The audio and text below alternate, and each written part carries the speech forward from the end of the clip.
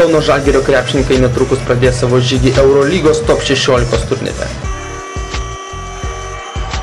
Sėkmingai sužaistos paskutinės lemiamos reguliaraus sezono varžybos garantavo žalgiriečiams vietą tarp stipriausių senojo žemyno komandų.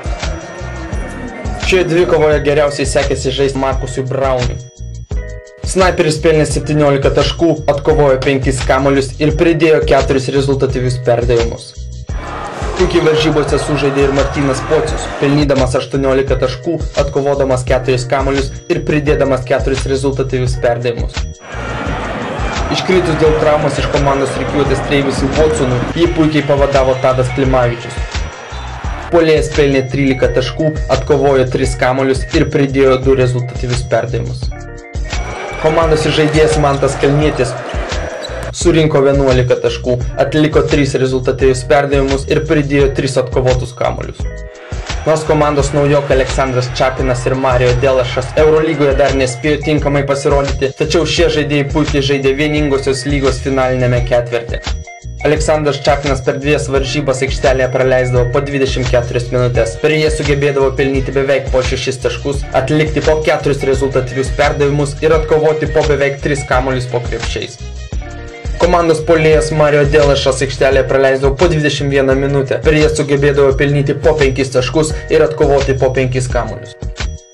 Lenkijos Asseco Prokom komanda, kaip ir Kauno Žalgiris, į top 16 traukinį iššoko tik per lemiamą 10-ąjį Eurolygos turą.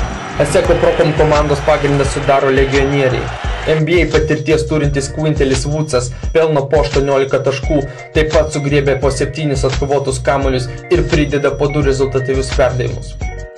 Komandos gynėjas Davidas Loganas renka po 16 taškų, prideda po 3 rezultatyvius perdavimus ir atkovoja po 3 kamuolius. Kitas komandos amerikietis, taip pat NBA patirties turintis Danielis Ewingas, pelno po 12 taškų, prideda po 2 rezultatyvius perdavimus ir po krepšiais atkovoja po 2 kamuolius. Vien šie 3 krepšininkai pelno net 60% komandos taškų. Žalgiris žengia į top 16 turnyrą visai kaip kita ekipa, nei tai matėme visą sezoną. Belieka tik tikėtis, kad vienintelė Lietuvos komanda dar žaidžianti Europos turnyruose pradžiugins savo sirgalius gerų žaidimų ir svarbiausia pergalėmis. Pirmoji top 16 dvikova tarp Gdynės Asseco Prokom ir Kauno Žalgirio jau šį ketvirtadienį 21 val. Rungtynės gyvai galite sekti Eurobasket LT krepšinio portale.